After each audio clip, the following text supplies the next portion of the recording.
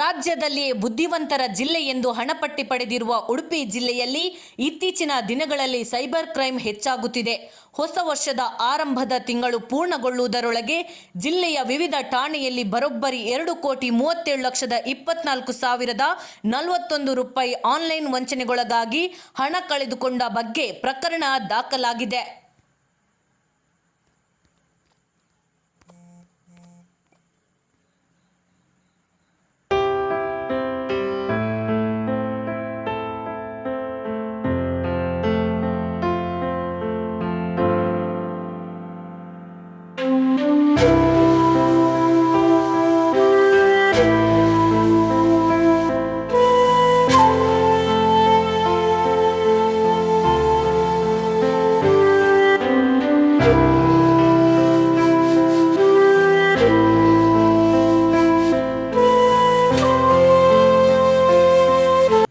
ಗುಣಮಟ್ಟದ ಶಿಕ್ಷಣ ಮತ್ತು ವಿದ್ಯಾವಂತರೇ ತುಂಬಿರುವ ಜಿಲ್ಲೆಯಲ್ಲಿ ಸದ್ಯ ಸೈಬರ್ ಕ್ರೈಮ್ ಪ್ರಕರಣಗಳು ಕೂಡ ಹೆಚ್ಚಾಗುತ್ತಿರುವುದು ಕಳವಳಕ್ಕೆ ಕಾರಣವಾಗಿದೆ.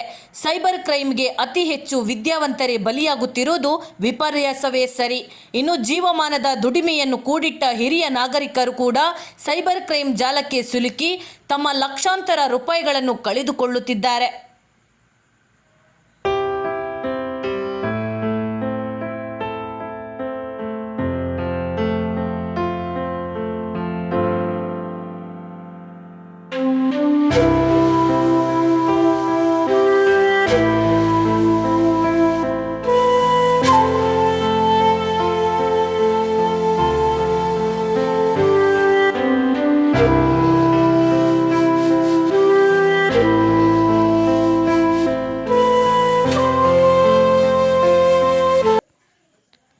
ಕೆವೈಸಿ ಅಪ್ಡೇಟ್, ಮುದ್ರಾ ಯೋಜನೆ, ಜಾಬ್ ಆಫರ್ ಲಿಂಕ್, OTP ವಂಚನೆ, ಲೋನ್ ಆ್ಯಪ್, ಕ್ರೆಡಿಟ್ ಸ್ಕೋರ್ ಹೆಚ್ಚು ಮಾಡಿಕೊಡುವುದು, ವಾಟ್ಸಪ್, ಟೆಲಿಗ್ರಾಮ್ ಮೂಲಕ ಶೇರ್ ಮಾರ್ಕೆಟ್ ಹೂಡಿಕೆ, ಫೇಸ್ಬುಕ್, ಇನ್ಸ್ಟಾಗ್ರಾಂನಲ್ಲಿ ನಕಲಿ ಖಾತೆಯ ಮೂಲಕ ಕರೆ ಮಾಡಿ ಯಾರದೋ ಮುಖಕ್ಕೆ ಯಾರದೋ ನಗ್ನ ದೇಹದ ಚಿತ್ರ ಅಂಟಿಸಿ ಬ್ಲ್ಯಾಕ್ ಮೇಲ್ ಮಾಡುವುದು, ಹೀಗೆ ವಿವಿಧ ರೀತಿಯಲ್ಲಿ ವಂಚನೆ ಮಾಡುತ್ತಿರುವುದರ ಕುರಿತು ಇತ್ತೀಚಿನ ದಿನಗಳಲ್ಲಿ ಪ್ರತಿನಿತ್ಯ ಪ್ರಕರಣಗಳು ದಾಖಲಾಗುತ್ತಿವೆ.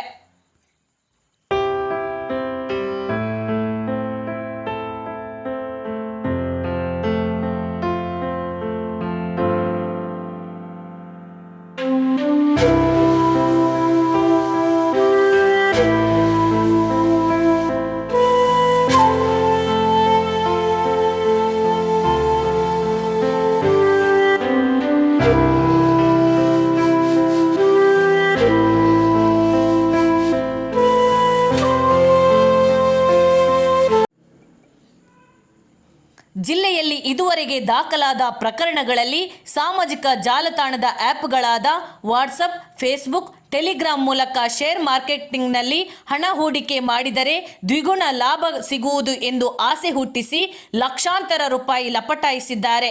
ಹೂಡಿಕೆ ಮಾಡುವವರು ಅಪರಿಚಿತ ವ್ಯಕ್ತಿಯ ಸಂದೇಶವನ್ನು ನಂಬಿ ತಮ್ಮ ಖಜಾನೆಯನ್ನು ತಾವೇ ಖಾಲಿ ಮಾಡಿಕೊಂಡಿದ್ದಾರೆ. ಈ ಪ್ರಸ್ತುತ ವರ್ಷದಲ್ಲಿ ಆರಂಭದಲ್ಲಿ 15 ಪ್ರಕರಣಗಳು ದಾಖಲಾಗಿದೆ.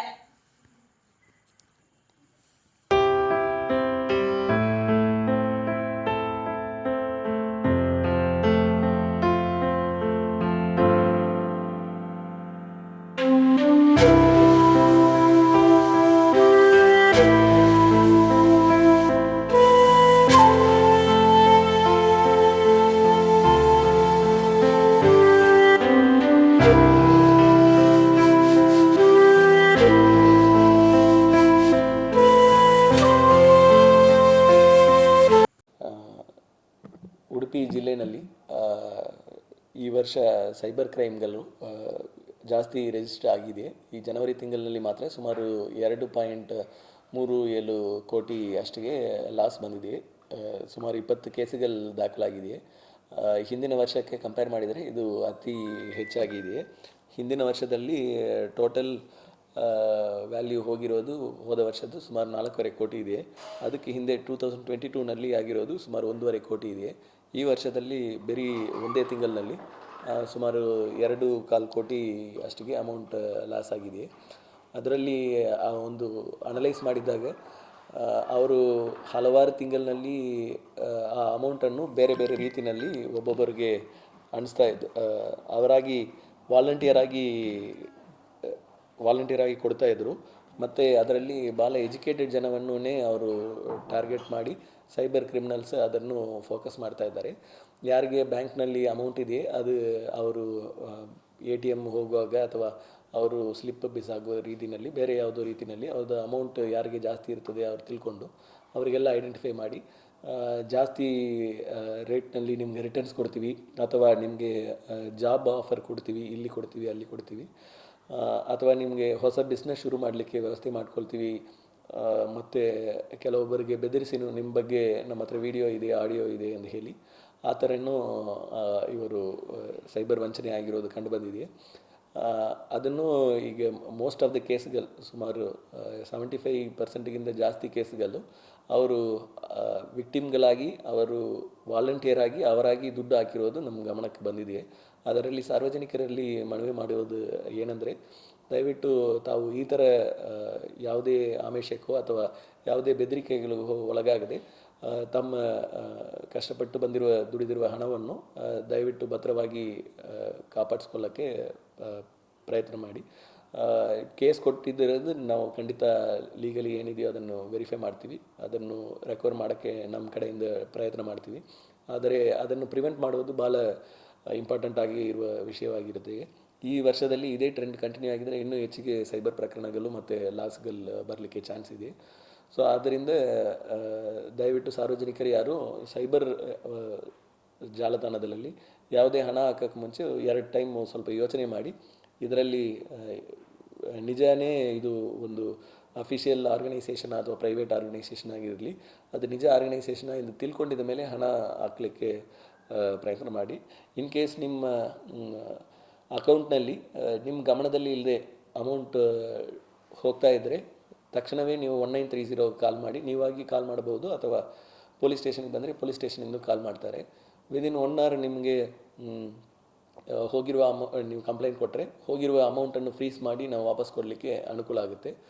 ಆದರೆ ನೀವು ವಾಲಂಟ್ರಿಯಾಗಿ ಹಾಕಿ ಎಲ್ಲರೂ 6 ತಿಂಗಳು 8 ತಿಂಗಳು ಬಿಟ್ಟು ಬರುವಾಗ ಅದು ಆಪ್ಷನ್ಸ್ ನಮಗೆ ಸಿಗೋದು ಕಷ್ಟ ಇದೆ. ಸೊ ಆದ್ದರಿಂದ ಸಾರ್ವಜನಿಕರು ಇನ್ನೂ ಸ್ವಲ್ಪ ಎಚ್ಚರದಿಂದ ಇರಬೇಕು ಎಂದು ಪೊಲೀಸ್ ಇಲಾಖೆಯಿಂದ ಮನವಿ ಮಾಡ್ಕೊಳ್ತೀನಿ.